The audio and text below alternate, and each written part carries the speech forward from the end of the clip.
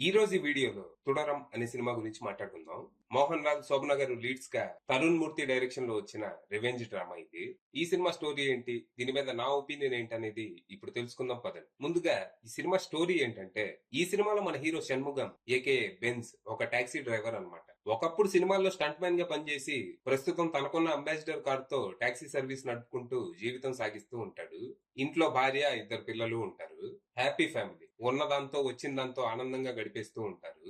కానీ అనుకోకుండా ఓ రోజు ఓ స్మగ్లింగ్ కేసులో తన కార్ ని పోలీసులు సీజ్ చేస్తారు. తనకి తెలిసిన మెకానిక్ దగ్గర కార్ ని రిపేర్ కని ఇస్తే వాడు దాన్ని స్మగ్లింగ్ కి వాడతాడు. అలా తన కార్ ని పోలీసులు సీజ్ చేస్తారు. ఇక ఆ కారు బెంజ్ కి జస్ట్ జీవనోపాధే కాదు, తనకి ఫ్యామిలీతో సమానం. దాంతో తన కార్ ని విడిపించుకోవడానికి మనోడు ఏవేవో ప్రయత్నాలు చేయడం మొదలు పెడతాడు.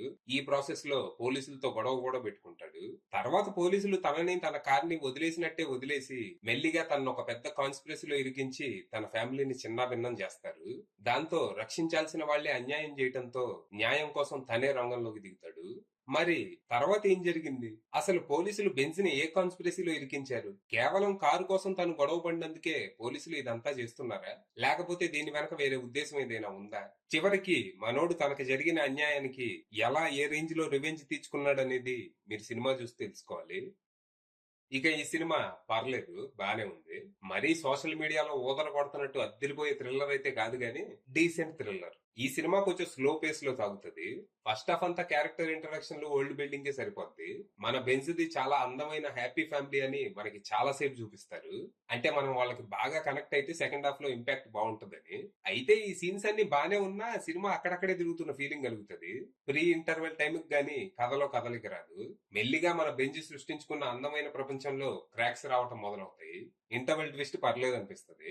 ఇక సెకండ్ హాఫ్ లో అయినా సినిమా పరుగులు పెడతదేమో అనుకుంటే అలాంటిదేమీ జరగలేదు. మళ్ళీ ఇంకో అరగంట సాగతీస్తారు.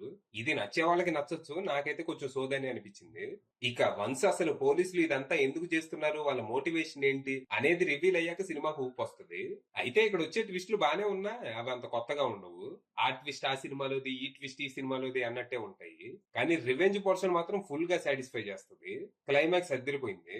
మొత్తంగా సినిమా కొంచెం స్లోగా ఉందనిపించినా బానే ఉందనుకుంటూ థియేటర్ నుంచి బయటకు వచ్చాను. ఇక పర్ఫార్మెన్స్ విషయానికి వస్తే మోహన్ లాల్ గారు అద్దరు కొట్టేశారు. ఆయన నట విశ్వరూపం చూపించారు. అసలు ఎమోషనల్ సీన్స్ లో ఆయన యాక్టింగ్ పీక్స్ అంతే. ఇక సెకండ్ హాఫ్ లో ఆయన కంటి చూపుతోనే విలన్ ని భయపెట్టే సీన్ ఉంటది. అసలు ఆ ఒక్క సీన్ చాలు అసలు పైసా వసూలు. ఇక విలన్ గా చేసిన ప్రకాష్ వర్మ కూడా చాలా బాగా చేశాడు. తను తెర మీదకి వచ్చినప్పుడల్లా వాతావరణం చాలా అన్కంఫర్టబుల్ గా మారిపోద్ది. చాలా క్రేజీగా ఉంటాడు. తన్ని చూస్తేనే ఈ కుక్కను కొట్టినట్టు కొట్టాలనిపిస్తా ఉంటది. భలే చేశాడు అసలు. ఇక శోభన గారు, థామస్ మ్యాథ్యూ ఇలా సినిమాలో మిగిలిన ఆర్టిస్టులంతా ఎవరి క్యారెక్టర్ తగ్గట్టు వాళ్ళు బాగానే చేశారు. ఇక cinematography and production values top notch ఉండగా ఎడిటింగ్ కొంచెం బెటర్ ఉండాల్సింది. ఇక జేక్స్ బిజో అందించిన పాటలు పర్లేదు అనిపించగా బ్యాక్గ్రౌండ్ స్కోర్ బాగుంది. ఇక డైరెక్టర్ తరుణ్ మూర్తి విషయానికి వస్తే ఆయన పనితనం బాగుంది. ఆయన కావాలనుకుంటే ఈ కథలో చాలా మాస్ మూమెంట్స్ చేర్చి ఉండొచ్చు. ఇక మోహన్ లాల్ గారు లాంటి స్టార్ హీరో దొరికితే ఆ దొరద కొంచెం ఇంకా ఎక్కువగానే ఉంటది. కానీ కథకి ఎంత అవసరమో ఎంత వరకు ఉండాలో అంతే ఉంచారు. ఫైనల్ గా చెప్పేది ఏంటంటే, మరీ నాలాగా దృశ్యం రేంజ్ లో ఉంటదని ఓవర్ హైప్ తో వెళ్లకుండా డీసెంట్ ఎక్స్పెక్టేషన్స్ తో వెళ్తే సినిమా చాలా వరకు సాటిస్ఫై చేసే అవకాశం ఉంది. అది విషయం.